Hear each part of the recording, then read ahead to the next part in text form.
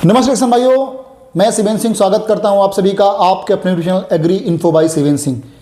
किसान भाइयों, आज हम बात करेंगे आलू में कंद फॉर्मेशन की, क्योंकि जब मैं किसानों के पास जाता हूं, बाजार में जाता हूं, तो हमने किसान के मुख से एक ही बात सुनी कि साहब कोई ऐसी दवा आती है जो आलू की साइज को बढ़ा दे, जिससे आलू की संख्या बढ़ जाए। तो मार्केट में कई सारे लोग कई सारी चीज़ बेचते हैं, कोई जिब्रेलिक एसिड बेचता है, कोई पैक्लोब्यूटाजोल बेचता है, खूब सारी चीज़ें मार्केट में बिक रही हैं। लेकिन आज हम ऐसी दवा के बारे में आपको बताएंगे जिससे कंद की संख्या तो बढ़ेगी बढ़ेगी, साथ में कंद का आकार भी बढ़ेगा और कोई साइड इफेक्ट नहीं होगा। यदि आपका आलू 40 से 45 दिन का हो चुका है तो यह वीडियो सिर्फ आपके लिए है। किसान भाइयों, मुख्यतः आलू में कंद फॉर्मेशन एक किसान के लिए बड़ा पहलू होता है, क्योंकि प्रोडक्शन के लिए ही किसान सब कुछ करता है। तो जब किसान का आलू 40 से 45 दिन में होता है तो बहुत सारी बातें करना शुरू करता है, हम ये लगा लें तो क्या होगा, हम ये लगा लें तो क्या होगा। उन सब कन्फ्यूजन को ख़त्म करके आज हम सीधी बात करेंगे आलू के कंद फॉर्मेशन और साइज को बढ़ाने के लिए। किसान भाइयों, मार्केट में एक दवाई आती है जिसका नाम है इग्निटस, जो पीजीपी और पीजीआर यानी प्लांट ग्रोथ प्रमोटर और प्लांट ग्रोथ रेगुलेटर दोनों हैं। इंडिया में फर्स्ट टाइम कोई ऐसा प्रोडक्ट आया है जो पीजीआर और पीजीपी दोनों का काम करता हो।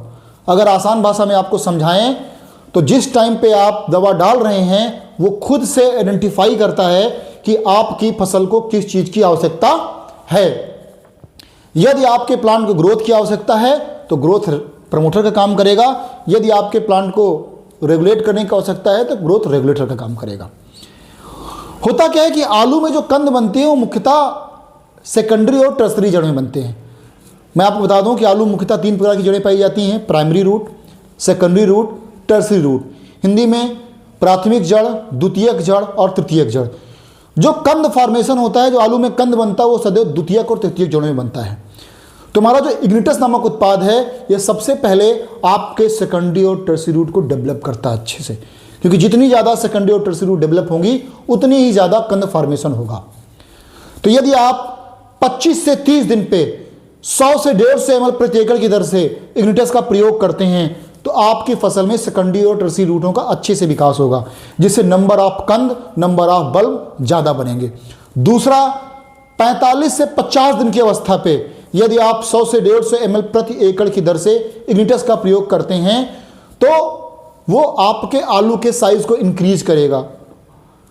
कई बार जब हम जिब्रेलिक एसिड या पैक्लोब्यूटाजोल लगाते हैं तो आपने देखा होगा आलू का साइज तो बढ़ता है लेकिन बीच में खुसखुसा सा हो जाता है, खाली सा हो जाता है, जिससे देखने में तो बड़ा होता है लेकिन उसका वेट उतना अच्छा नहीं होता है। लेकिन जब आप इग्निटस का प्रयोग करेंगे तो आपको ऐसी किसी समस्या का सामना नहीं करना पड़ेगा, बल्कि आपके आलू के आकार के साथ साथ आपके आलू का वजन बढ़ेगा। दूसरा, यदि आप जिब्रेलिक एसिड या पैक्लोब्यूटाजोल का प्रयोग करते हैं तो आपके आलू के भंडारण की क्षमता घट जाती है। यदि आप उस आलू का भंडारण करते हैं तो आपकी फसल जैसे कोल्ड स्टोरेज में रखते हैं, निकालते हैं, तो आपके आलू में सड़ने की समस्या बृहत मात्रा में आपको देखने को मिलती है।